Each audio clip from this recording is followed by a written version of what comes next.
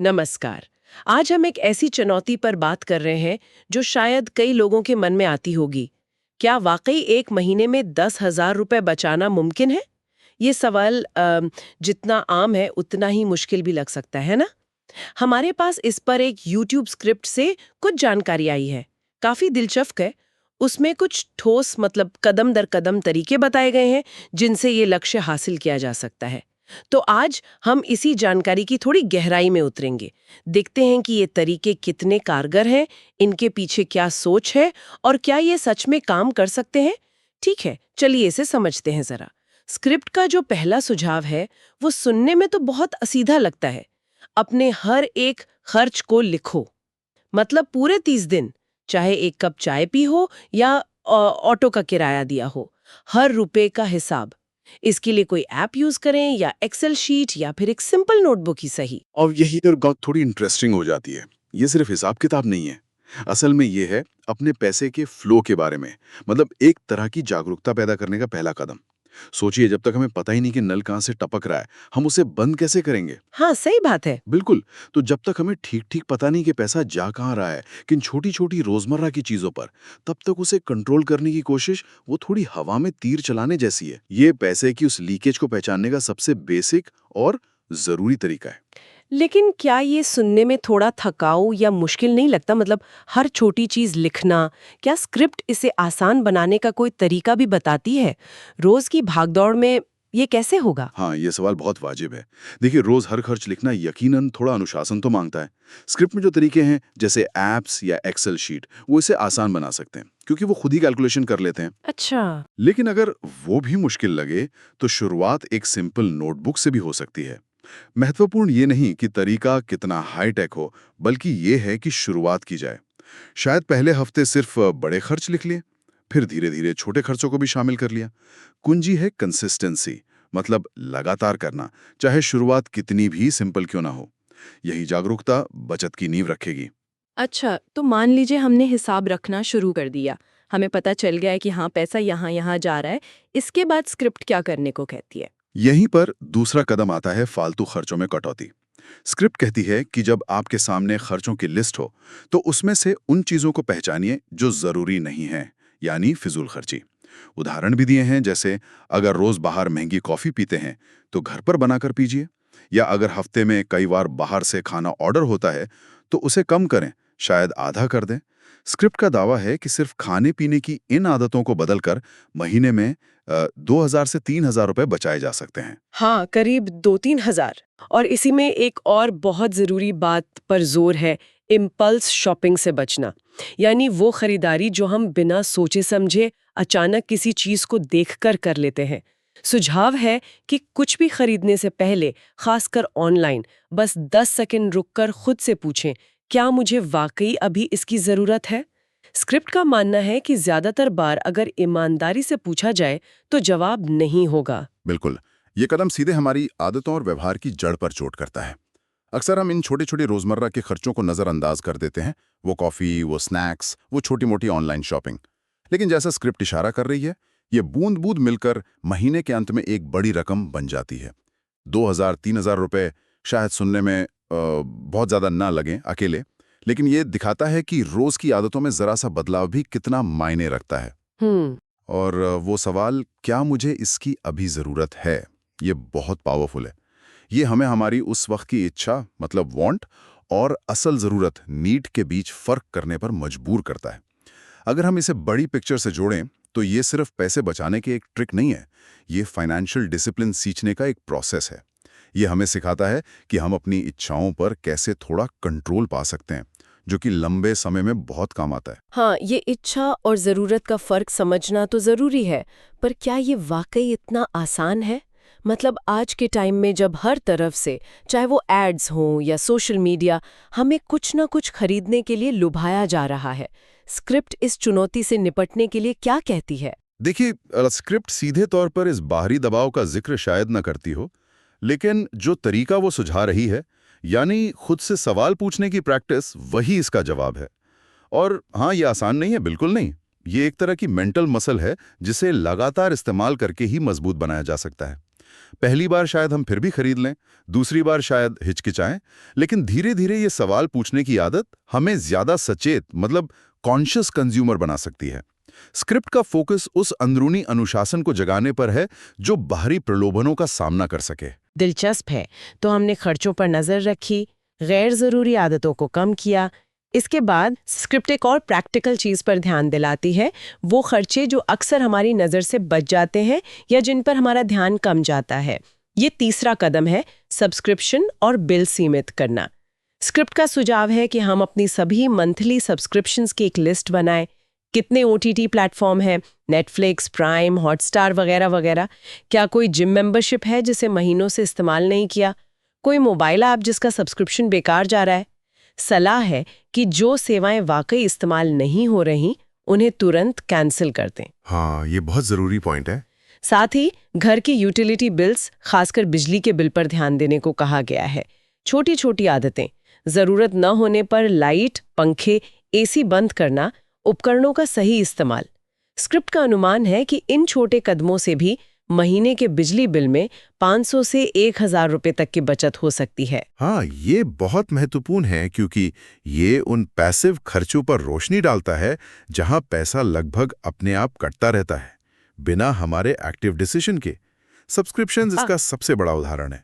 बिल्कुल। Set it and forget it. कंपनियां यही तो चाहती हैं। हम आसानी से साइन अप कर लेते हैं और फिर भूल जाते हैं। इन्हें रेगुलरली जांचना और जो जरूरी नहीं उन्हें काटना बचत का एक आसान और इफेक्टिव तरीका है। और बिजली जैसे बिलों पर ध्यान देना इस बात को पुख्ता करता है कि बचत सिर्फ बड़े त्याग से नहीं आती। रोज की छोटी छोटी जागरूक आदतें जैसे कमरे से निकलते हुए लाइट बंद करना भी मिलकर फर्क पैदा करती हैं। सही कहा। 500 रुपये या 1000 रुपये की बचत शायद अकेले बहुत बड़ी न दिखे, लेकिन जब ये बाकी बचत के साथ जुड़ती है तो 10,000 रुपये के लक्ष्य में महत्वपूर्ण योगदान देती है। ये दिखाता है कि बचत हर जगह मुमकिन है। तो हमने अपनी पर्सनल आदतों और घर के छुपे हुए खर्चों पर तो बात कर ली, लेकिन एक और बड़ा हिस्सा हमारे बजट का अक्सर कहीं आने जाने में खर्च होता है। स्क्रिप्ट इस बारे में क्या कहती है? चौथा कदम इसी पर है, स्मार्ट ट्रांसपोर्टेशन, यानी आने जाने पर होने वाले खर्च को समझदारी से कम करना। स्क्रिप्ट कहती है कि अगर रोज ऑफिस या कॉलेज जाने के लिए हर बार कैब या ऑटो लेना पड़ता है तो उसकी जगह पब्लिक ट्रांसपोर्ट जैसे बस या मेट्रो का इस्तेमाल करने की सोचें। एक और ऑप्शन है कारपूलिंग, यानी दूसरे लोगों के साथ गाड़ी शेयर करना, जिससे किराया और पेट्रोल का खर्च बढ़ जाए। हाँ, ये तो आजकल काफी कॉमन भी हो रहा है। बिल्कुल। स्क्रिप्ट में एक सीधा सा हिसाब भी दिया गया है। अगर कोई व्यक्ति अपने रोज के आने जाने के खर्च में सिर्फ 100 रुपये भी बचा पाता है, शायद कैब की जगह मेट्रो लेकर या बाइक पूल करके, तो महीने के अंत तक ये बचत आप सोचिए 3000 रुपये तक पहुंच सकती है। हाँ, ये तो काफी बड़ा अमाउंट है। हाँ, ये 10,000 रुपये के लक्ष्य का एक बड़ा हिस्सा है। देखिए, ट्रांसपोर्टेशन एक ऐसा एरिया है जहां खर्च अक्सर रेगुलर और काफी ज्यादा होता है, खासकर बड़े शहरों में। तो स्क्रिप्ट का इस पर फोकस करना बिल्कुल लॉजिकल है।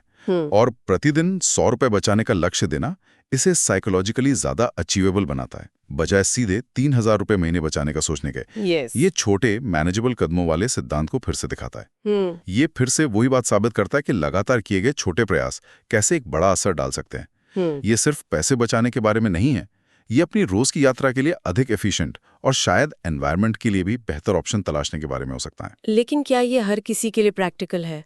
मान लीजिए किसी के इलाके में पब्लिक ट्रांसपोर्ट अच्छा नहीं है, या ऑफिस का टाइम ऐसा है कि कारपूलिंग मुमकिन नहीं। क्या स्क्रिप्ट ऐसे लोगों के लिए कोई रास्ता सुझाती है? किफायती चुने।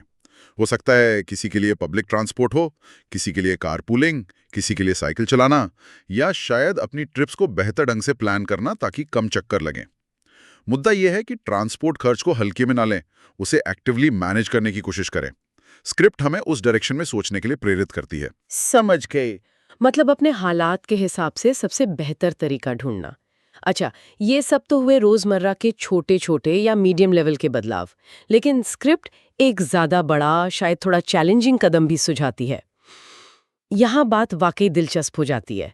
ये है 5वां कदम, 30 दिन का नो स्पेंड चैलेंज। हाँ, ये वाला थोड़ा इंटेंस है। हाँ, इसका मतलब है कि आप खर्च की कोई एक खास कैटेगरी चुनें, जैसे कपड़े खरीदना, बाहर रेस्टोरेंट में खाना, गैजेट्स लेना, या कोई और ऐसी चीज जिस पर आप अक्सर ज्यादा खर्च करते हैं, और फिर तय करें कि अगले 30 दिनों तक आप उस कैटेगरी में एक भी रुपया खर्च नहीं करेंगे। बिल्कुल जीरो। मतलब एकदम एकदम जीरो। जीरो।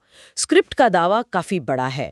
वो कहती है कि सिर्फ इस एक कदम से, यानी अपनी किसी एक बड़ी खर्च वाली आदत पर 30 दिन की पूरी रोक लगाने से महीने में 5,000 या उससे भी ज्यादा की बचत हो सकती है। 5,000? हाँ, ये तो सीधा लक्ष्य का आधा हिस्सा हो गया। ये एक बहुत ही पावरफुल साइकोलॉजिकल स्ट्रेटजी है। किसी एक खास खर्च के एरिया पर पूरी तरह से रोक लगाकर ये सीधे हमारे सेल्फ कंट्रोल और विल पावर की परीक्षा लेता है। ये हमें ये अनुभव करने का मौका देता है कि हम अपनी कुछ आदतों या तथाकथित जरूरतों के बिना भी जी सकते हैं, शायद उतने ही खुश रहकर। 5,000 या उससे ज्यादा की बचत का आंकड़ा निश्चित रूप से इस बात पर निर्भर करेगा कि व्यक्ति उस कैटेगरी में नॉर्मली कितना खर्च करता है। किसी के लिए ये 2,000 रुपये हो सकता है, किसी के लिए 7,000 रुपये। लेकिन ये तरीका निश्चित रूप से बचत की एक बड़ी संभावना को उजागर करता है, खासकर उन एरियाज में जहां हम अक्सर भावनाओं में बहकर या आदत के तौर पर खर्च कर देते हैं। ये सुनने में तो बहुत असरदार लगता है, पर क्या इसमें ये खतरा नहीं है कि जैसे ही 30 दिन खत्म हो, लोग उस रोकी हुई इच्छा को पूरा करने के लिए दुगनी खरीदारी कर लें? मतलब एक महीने की बचत अगले हफ्ते के खर्च में बराबर हो जाए। स्क्रिप्ट इस रीबाउंड इफेक्ट के बारे में कुछ कहती है? हाँ, ये एक वास्तविक चिंता है। स्क्रिप्ट शायद सीधे तौर पर रिबाउंड इफेक्ट का जिक्र न करे, लेकिन इस चैलेंज का मकसद सिर्फ 30 दिन पैसे बचाना नहीं है। इसका गहरा उद्देश्य है उस खास खर्च के साथ हमारे रिश्ते को समझना और शायद बदलना। जब हम 30 दिन उस चीज के बिना रहते हैं तो हमें सोचने का मौका मिलता है, क्या मुझे वाकई इसकी इतनी जरूरत थी? क्या इसके बिना मेरा काम नहीं चला? अच्छा। चैलेंज खत्म होने के बाद हो सकता है हम उस कैटेगरी में पहले से ज्यादा सोच समझकर खर्च करें। तो ये एक तरह से अपनी उस खर्च करने की आदत का रीसेट बटन दबाने जैसा हो सकता है, न कि सिर्फ टेम्पररी रोक। अच्छा, तो ये एक व्यवहार परिवर्तन का टूल भी है। ठीक है, ये 5 मुख्य कदम हो गए। इनके अलावा स्क्रिप्ट में एक और बहुत ज़रूरी बात बताई गई है जो इन सभी कोशिशों को सफल बनाने के लिए अहम है। वो एडिशनल टिप है बचत को अलग रखना। हाँ, ये बहुत जरूरी है। सुझाव ये है कि इन सभी तरीकों से जो भी पैसा आप बचाते हैं, चाहे वो रोज की कॉफी छोड़ने से बचा हो, कैब की जगह बस लेने से या नो स्पेंड चैलेंज से, उसे तुरंत अपने नॉर्मल खर्च वाले अकाउंट से निकालकर कहीं अलग रख दें। ये एक लिफाफा हो सकता है, एक गुल्लक, या सबसे अच्छा एक अलग सेविंग्स बैंक अकाउंट। बिल्कुल। स्क्रिप्ट कहती है कि ऐसा करने से 2 बड़े फायदे हैं। पहला, वो पैसा नजरों से दूर हो जाता है और गलती से दोबारा खर्च होने से बच जाता है। दूसरा, जब आप उस अलग रखे पैसे को धीरे धीरे बढ़ता हुआ देखते हैं तो एक सैटिस्फैक्शन मिलती है, एक एहसास होता है कि आपकी मेहनत रंग ला रही है और इससे आगे और बचत करने की प्रेरणा मिलती है। जैसे बचपन में पिगी बैंक को बढ़ता देखकर खुशी होती थी। ये सलाह बिल्कुल सटीक और बेहद प्रैक्टिकल है। बचत को अपने रोजमर्रा के खर्चों वाले पैसे से फिजिकली या अकाउंट के तौर पर अलग करना साइकोलॉजिकली बहुत पावरफुल है। Out of sight out of mind वाला प्रिंसिपल यहाँ काम करता है। हाँ। जब पैसा आसानी से अवेलेबल नहीं होता तो उससे खर्च करने की इच्छा या संभावना कम हो जाती है। और जैसा स्क्रिप्ट कहती है, उस जमा होती राशि को देखना, चाहे वो ऐप में हो, पासबुक में या लिफाफे में, एक पॉजिटिव रीइंफोर्समेंट का काम करता है। ये हमारे दिमाग को सिग्नल देता है कि हमारे डिसिप्लिन का फल मिल रहा है। ये बचत को सिर्फ एक मुश्किल काम नहीं रहने देता, बल्कि उसे एक रिवॉर्डिंग लक्ष्य में बदल देता है, जिसे हम हासिल होता हुआ देख सकते हैं। तो अगर हम इन सभी बातों को समेटें तो उस YouTube स्क्रिप्ट के अनुसार 30 दिनों में 10,000 रुपये बचाने का रास्ता कुछ इस तरह दिखता है। पहला, अपने पैसे के फ्लो को समझो, ट्रैकिंग। दूसरा, अपनी आदतों को बदलो, अनावश्यक खर्च और इम्पल्स बाइंग कम करो। तीसरा, अपने पैसिव खर्चों पर लगाम कसो, सब्सक्रिप्शंस, बिल्स। चौथा, अपने आने जाने के तरीकों को ऑप्टिमाइज करो, स्मार्ट परिवहन। और पांचवां, किसी एक बड़ी खर्च वाली आदत पर ब्रेक लगाओ, नो स्पेंड चैलेंज। और इन सब से ऊपर, जो भी बचाओ उसे तुरंत नजर से दूर सुरक्षित रखो। बिल्कुल। और अगर हम इन सभी कदमों के पीछे छिपे मूल सिद्धांत को देखें तो 2 मुख्य बातें उभर कर आती हैं। पहली है जागरूकता, अपने पैसे के प्रति, अपनी आदतों के प्रति सजग होना। और दूसरी है निरंतरता, रोजमर्रा की छोटी छोटी आदतों में लगातार सोच समझकर बदलाव लाना। स्क्रिप्ट असल में सिर्फ पैसे बचाने के नुस्खे नहीं दे रही, बल्कि ये व्यवहार परिवर्तन की एक रणनीति पेश कर रही है। तो इस सब का मतलब क्या है? हमारे सुनने वालों के लिए इसमें क्या है? इसका सीधा मतलब ये है कि अपनी फाइनेंशियल सिचुएशन पर कंट्रोल पाने या बचत करने के लिए हमेशा किसी बड़ी सैलरी बढ़ोतरी या लॉटरी लगने का इंतजार करने की जरूरत नहीं है। जैसा स्क्रिप्ट सुझाती है, रोजमर्रा की जिंदगी में किए गए छोटे मैनेजेबल बदलाव भी मिलकर एक बड़ा फर्क ला सकते हैं। ये दिखाता है कि अनुशासन और जागरूकता से फाइनेंशियल लक्ष्य हासिल किए जा सकते हैं, चाहे वो 10,000 रुपये बचाने का हो या कोई और। ये वाकई एक उम्मीद जगाने वाली बात है। इस पूरी चर्चा के बाद एक महत्वपूर्ण सवाल मन में आता है। देखिए, ये सभी तकनीकें सुनने में लॉजिकल और करने योग्य लगती हैं। स्क्रिप्ट ने रास्ता तो दिखा दिया, हाँ, लेकिन हम सब जानते हैं कि अच्छी सलाह को अमल में लाना अक्सर सबसे मुश्किल होता है। तो सोचने वाली बात यह है कि किसी व्यक्ति के लिए इन बचत तकनीकों को अपनाने में सबसे बड़ी व्यक्तिगत बाधा या चुनौती क्या हो सकती है? क्या वो समय की कमी है, विल पावर की कमी, सोशल प्रेशर, या शायद वो कुछ छूट जाने का डर, फोमो? और उससे भी महत्वपूर्ण सवाल, उस सबसे बड़ी अपनी व्यक्तिगत चुनौती को पहचान कर उससे निपटने के लिए वो पहला सबसे छोटा आज उठाया जा सकने वाला कदम क्या हो सकता है? सिर्फ एक कदम। इस पर विचार करना शायद इस पूरी चर्चा को और भी सार्थक बना सकता है।